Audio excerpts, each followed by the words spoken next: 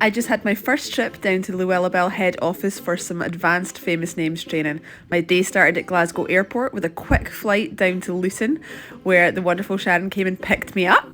Once we were there, we had some time to catch up, and I got the big tour of the Louella Belle offices and warehouse.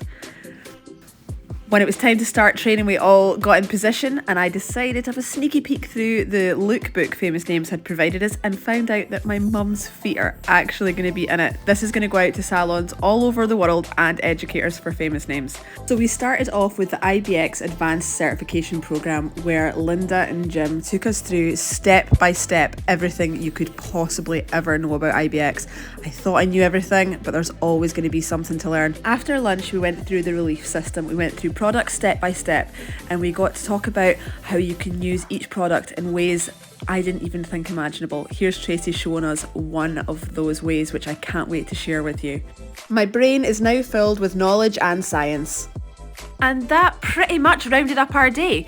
We had some time for pictures, and then finally we moved on to the presentation of certificates. So I am now the only person in Scotland to hold a certificate of excellence in being a Famous Names advanced professional. I cannot tell you how excited I am